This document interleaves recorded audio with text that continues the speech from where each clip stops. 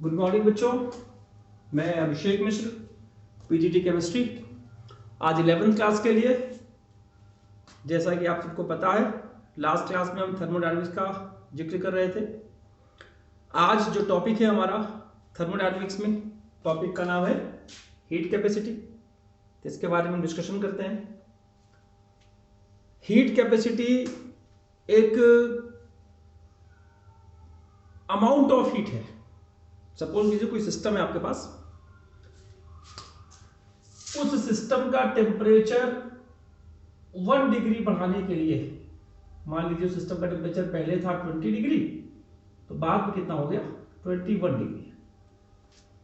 1 degree temperature बढ़ाने के लिए जितना हीट ट्रांसफर करते हैं उस सिस्टम को, that amount of heat is said to be heat capacity. जैसे C is the heat capacity. समझिएगा क्या कहा इन्होंने? The amount of heat Q required to raise the temperature of a system by 1 degree. Delta T आप लिख दिया। अब ये इसका फार्मूला है। अगर यूनिट की बात हम करते हैं तो हम बोलेंगे जूल पर केल्विन।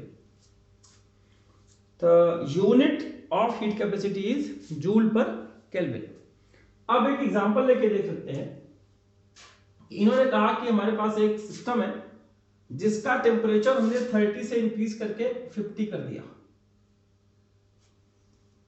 और इसमें जो हमारी हीट खर्च हुई वो हमारी खर्च हुई 100 joule. Calculate the amount of C। कैसे कैलकुलेट करेंगे? हमने क्या किया, C is equal to Q की वैल्यू कितनी है 100, और 50 माइनस 30 इक्वल टू हो जाएगा 20। तो आंसर आएगा 50 जूल पर केल्विन। यानी पर सेल्सियस भी लिख सकते हैं, पर केल्विन भी लिख सकते हैं। ध्यान रखिएगा, जूल पर सेल्सियस भी लिख सकते हैं, ऐसा कुछ नहीं है कि केल्विन भी होगा। उन्होंने कहा जूल पर केल्विन भी लिख सकते हैं, यहां जूल पर सेल्सियस भी लिख सकते हैं। 50 joule per kelvin heat is necessary या needed to increase the temperature of the system by 1 degree. अब एक टर्म इसी में आया, ये था हीट कैपेसिटी। समझिएगा, इंपॉर्टेंट बात कर रहा हूं। अब एक टर्म आया स्पेसिफिक हीट कैपेसिटी। अब ये स्पेसिफिक हीट कैपेसिटी को स्मॉल सी से डिनोट करते हैं। इन्होंने एक टर्म ऐड कर दिया, 1 ग्राम सिस्टम होना चाहिए। फिर से समझिए, the amount of heat required to raise the temperature of 1 gram of a system by 1 degree. अब C इज इक्वल टू, इसको स्मॉल सी से डिनोट करते हैं, समझिएगा। अब यहां पर मैंने मास लिख दिया, M डिनोट मास, और delta T M is equal to mass. वो मास आपका ग्राम में भी हो सकता है, किलोग्राम में भी हो सकता है। 1 ग्राम 1 kg यूनिट मास की बात की गई। अब इसी क्वेश्चन में हम फिर से डिनोट कर दें कि 100 जूल एनर्जी नीड की जरूरत पड़ रही है 20 डिग्री सेल्सियस बढ़ाने में, और मास ऑफ द सिस्टम आपका 10 ग्राम है। अब C क्या हो जाएगा यहां पे? Specific heat capacity. याद रखिएगा, कैपिटल C है, स्मॉल c है। अब इन्होंने कहा कि यहां पर ये आ जाएगा 100 अपॉन 10 मल्टीप्लाई 20। अब इस चीज को देखिए, 100 अपॉन मल्टीप्लाई 20, यह आ जाएगा 0 0 0 0, यहां पे आ जाएगा 0.5 जूल पर केल्विन पर ग्राम, या पर डिग्री सेल्सियस पर ग्राम। मैं जरा कंफ्यूज हो रहा हूं, थोड़ी देर पहले जो बताया था वहां पे था 100 डिवाइडेड बाई 20, तो 50 नहीं 5 आएगा आंसर। ये 5 आएगा, 5 जूल पर केल्विन। इसके पहले वाले एग्जांपल में था 50 नहीं था वहां। पहली कंडीशन हीट कैपेसिटी, दूसरी वैल्यू स्पेसिफिक हीट कैपेसिटी। अब बात करते हैं मोलर हीट कैपेसिटी। तो जो मोलर हीट कैपेसिटी की बात करते हैं वो क्या कहते हैं? इसको स्मॉल, इस पे m लगा देते हैं मोलर हीट कैपेसिटी के लिए। The amount of heat required to increase the temperature of 1 mole of the system, या मोल लिख दिया। एंड अब यहां m का मतलब मोल है। यहां m का क्या मतलब है, मोल।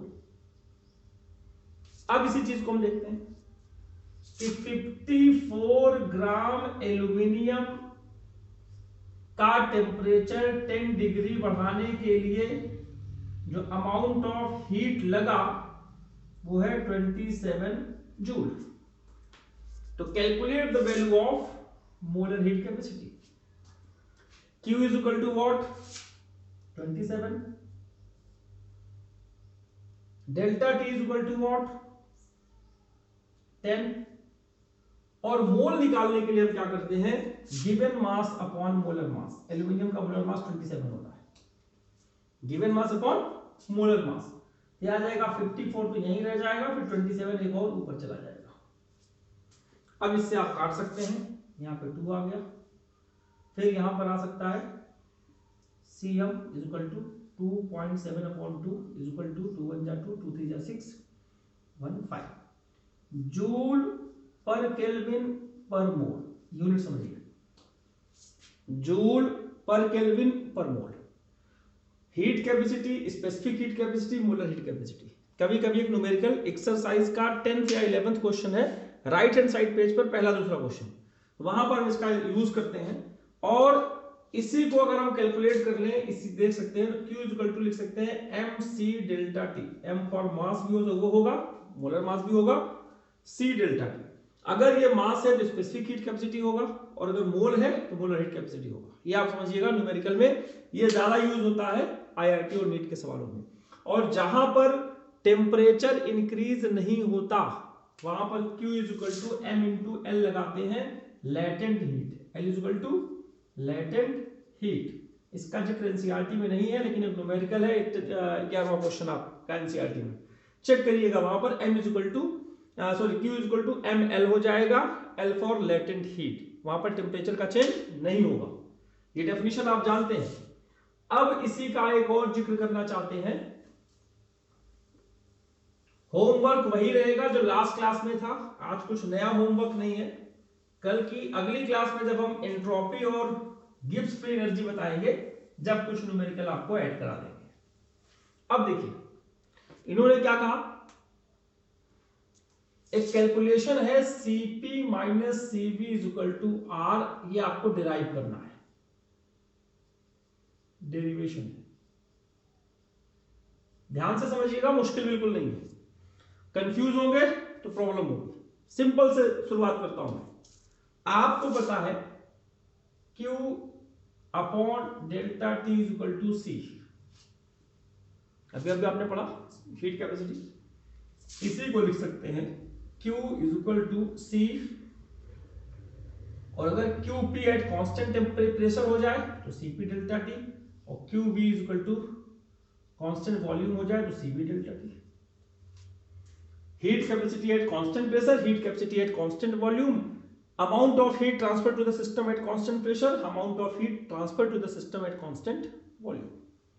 अब एक फार्मूला भी आप जानते हैं, फर्स्ट लॉ ऑफ थर्मोडायनामिक्स में लास्ट क्लास डिराइव कराया था, del U plus V del V, अच्छे से जानते हैं। डेल H की जगह हम लिख सकते हैं QP, और डेल V की जगह लिख सकते हैं हम, डेल U की जगह QB is equal, sorry P del V को क्या लिख सकते हैं वो देखिए, PV2 माइनस PV1, PV2 की जगह लिख सकते हैं RT2 minus RT1। PV equal to RT होता है ना, आप जानते हैं। हम यहां लिख सकते हैं जो P डेल V आएगा इसकी जगह R डेल T आएगा, नंबर ऑफ मोल्स अगर सेम है तो यहां पर R डेल T की वैल्यू हम यहां लिख सकते हैं,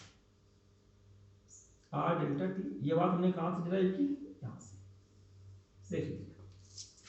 अब QP की वैल्यू यहां से लिख दीजिए, Cp delta T is equal to Cv delta T plus R delta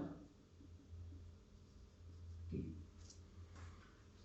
delta T सब में कॉमन दिख रहा होगा आपको, Cp माइनस Cv ब्रैकेट बंद कर दिया, delta T is equal to R delta T। आप चेक कर सकते हैं इसे, डेल्टा से डेल्टा T कटेगा तो Cp minus Cv is equal to, most important equation exam में बहुत आती है, ये heat capacity at constant pressure minus heat capacity at constant volume अगर हम करते हैं किसी गैस के लिए तो वो गैस कांस्टेंट के इक्वल होता है। ये वही गैस कांस्टेंट है जिसकी वैल्यू 8.314 जूल पर केल्विन आप लोगों ने 11th क्लास में स्टेट ऑफ मैटर में पढ़ा था, वही गैस कांस्टेंट की बात कर रहे हैं। तो ये था आपका हीट कैपेसिटी से रिलेटेड टॉपिक। इसका जो अगला टॉपिक है, अच्छा हाँ, सीपी को डिराइव करने के लिए एक इंस्ट्रूमेंट है और बैरोमीटर करके, और सीवी को डिराइव करने के लिए एक इंस्ट्रूमेंट है। इन दोनों का नाम और उसकी हिस्ट्री आपको एनसीईआरटी से अपनी नोट्स में लिखनी है, ये आपका होमवर्क है। सीपी कैसे कैलकुलेट करते हैं, सीवी कैसे कैलकुलेट करते हैं, कौन सा इंस्ट्रूमेंट है जो इसको मेजर करने के लिए यूज किया जाता है, ये आपका। अगले टॉपिक की अगर हम बात करते हैं तो जिसका नाम है एंट्रोपी चेंज, कैसा होता है सिस्टम के लिए, सराउंडिंग के लिए, गिब्स फ्री एनर्जी का क्या कॉन्सेप्ट है, और इन सबको कंक्लूड करके हम लेसन को कंप्लीट करेंगे अगली क्लास में। आज की क्लास में बस आपका यही कॉन्सेप्ट था, हीट कैपेसिटी कैसे करेंगे और ये डेरिवेशन कैसे करेंगे। सब बच्चों से रिक्वेस्ट है कि इसको एक दो बार करके चेक करिएगा, आपको बहुत अच्छा लगेगा, आसान लगेगा। तो लास्ट में बस यही कहूंगा कि अपने आप को कोरोना से सुरक्षित रखिए, मास्क का उपयोग कीजिए, सोशल डिस्टेंसिंग का पालन कीजिए, सैनिटाइजेशन फ्रिक्वेंटली करते रहिए, जब भी कभी बाहर आना जाना हो, घर में भी है तो आप करते रहिए, उससे आप स्वस्थ ही रहेंगे। आप स्वस्थ रहे ऐसी हमारी कामना है, ऐसी हमारी इच्छा है, प्रभु से प्रार्थना है। इन्हीं सब वचनों के साथ मैं आज की क्लास यहीं पर खत्म करूँगा। धन्यवाद।